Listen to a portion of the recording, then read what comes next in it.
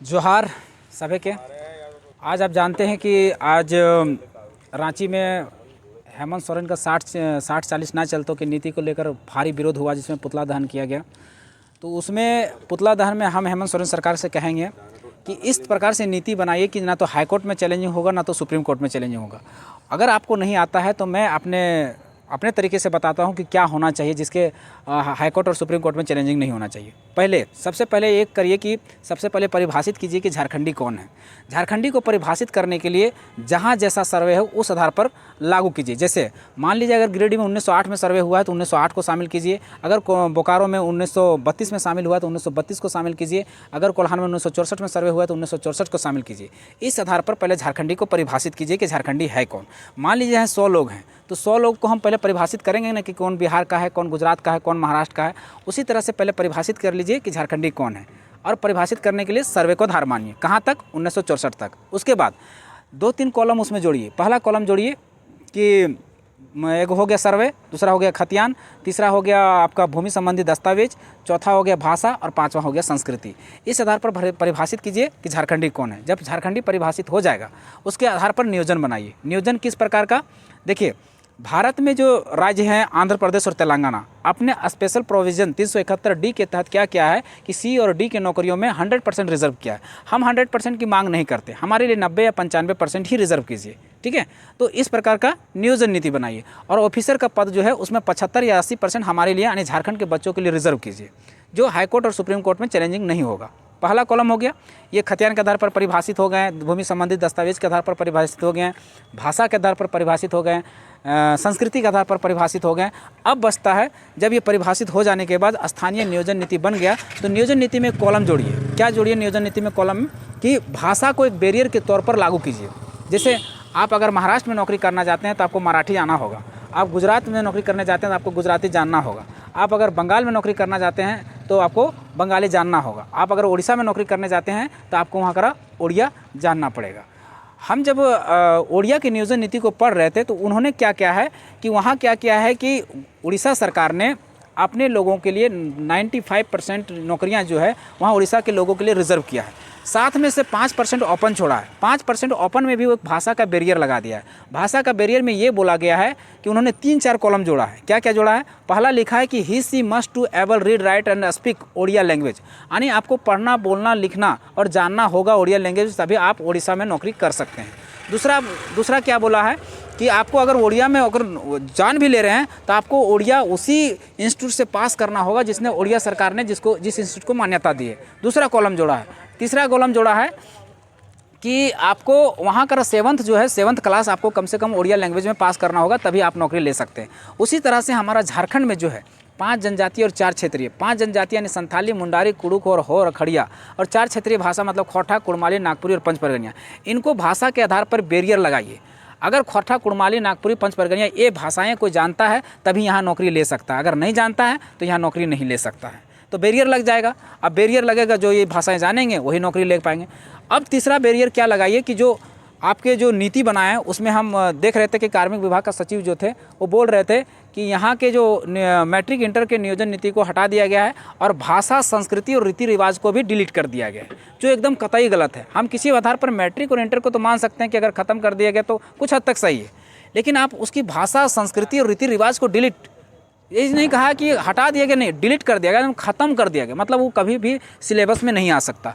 अब बताइए, जिस राज्य की लोग भाषा, संस्कृति और संस्कृति को ही नहीं जानेंगे तो उसका पहचान बचेगा क्या? नहीं बचेगा। कैसे नहीं बचेगा? देखिए, अब हमको कोई लोग जानता है, एक बिहारी है, वो बोलता है रउआ तानी कैसन बा, तो बुझ जाता है कि बिहार का निवासी का है, काहे कि उसके भाषा से, उसका कल्चर से। और अगर साउथ का लोग रहता है, साउथ का लोग अपना पर्व त्यौहार मनाता है, अपने कपड़े पहनते हैं, तो हम लोग समझ जाते हैं कि वो साउथ इंडियन का लोग है, उसका वो कल्चर है। अब यहाँ रीति रिवाज, परंपरा और संस्कृति को डिलीट कर दिया है तो कल हमारे बच्चा क्यों पढ़ेंगे? उस रीति रिवाज को कोई जानने के लिए पढ़ेगा नहीं जब तक वो नियोजन से नहीं जुड़ा रहेगा। जब उसमें रोजगार जुड़ा रहेगा तभी उसको पढ़ेगा। जैसे हम लोग मैथ, इंग्लिश या साइंस क्यों पढ़ते हैं? क्योंकि जानते हैं कि अगर मैथ पढ़ेंगे तो हम क्वालिफाई होंगे, नौकरी लगेगा मेरा। उसी तरह से अगर उसको भाषा, रीति रिवाज और संस्कृति को रहने दिया जाएगा नियोजन में तो उन लोग जानने का उत्सुक रहेगा। और जब जानेगा तो अपना संस्कृति को बचाएगा, भाषा को अपना बचाएगा, ताकि यहाँ की नौकरियाँ सुरक्षित हो पाएंगी। तो परंपरा, रीति रिवाज, संस्कृति को जो डिलीट किया गया उसको भी संशोधन करके इस नियोजन नीति में जोड़ा जाए।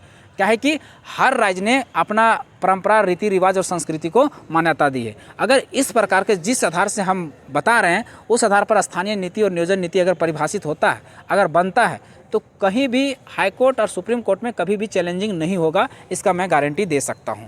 और यहाँ के बच्चों का भविष्य सुरक्षित होगा। अब देखिए कि इसके पहले जो रघुवर दास की सरकार थी, उन्होंने भी जो स्थानीय नीति और नियोजन नीति बनाया था वो भी गलत बनाया था। सबसे पहले उन्होंने क्या किया था कि स्थानीयता को परिभाषित करने के लिए 1985 को कट ऑफ रख दिया था। यानी 30 साल से जो झारखंड में रह रहा है वो झारखंडी है, जो गलत है।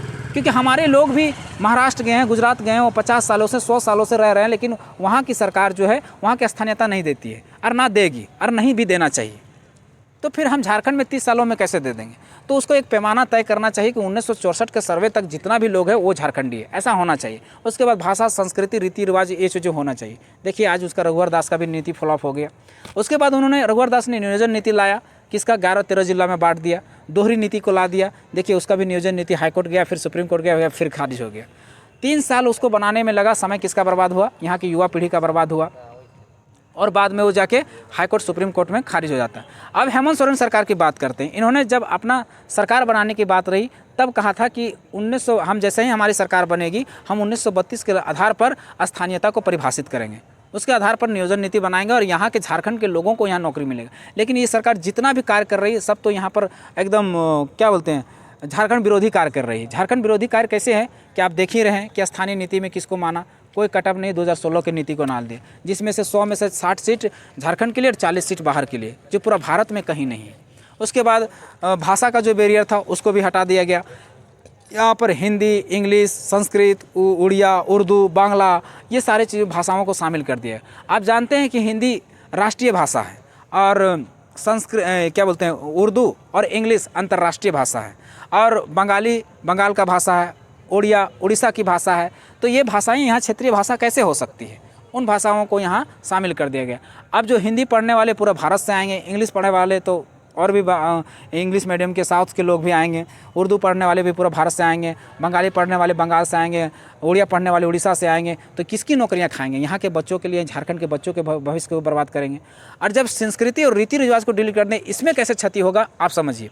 जब हम JPSC का जब एग्ज़ाम दे रहे थे तो उसमें एक क्वेश्चन आया था कि पहला से हम लोग क्या करते हैं, पहला क्या करने का काम आता है। तो उसमें बहुत सारा ऑप्शन था, जैसे कि पहला से क्या करते हैं, हल जोतते हैं, या फिर धान काटते हैं, या फिर पहनते हैं, ओढ़ते हैं, क्या था, या फिर कुछ नापने का कार्य करते हैं। तो पहला से हम लोग क्या करते हैं, धान चावल नापने का काम करते हैं, वो हमारा संस्कृति में है। तो ये चीज़ें कौन जानेगा? झारखंड का बच्चा जानेगा, क्योंकि झारखंड का बच्चा जानता है कि पहला क्या चीज़ है। अब ये बाहर के लोग नहीं जानेंगे तो बाहर के लोग घुस नहीं पाएंगे। इस तरह से संस्कृति में बहुत सारे शब्द होते हैं और संस्कृति का हमारा सिलेबस में होना बहुत ही अनिवार्य है। सिलेबस कम से कम जो 25-30 का नंबर का जो संस्कृति, रीति रिवाज और परंपरा से उसको कायम होना चाहिए। वो जब कायम होगी तो हमारी संस्कृति बनेगी, हमारे रीति रिवाज बचेगी, झारखंड का अस्तित्व बचेगी, उसकी अस्मिता बचेगी। जोहार, जय झारखंड।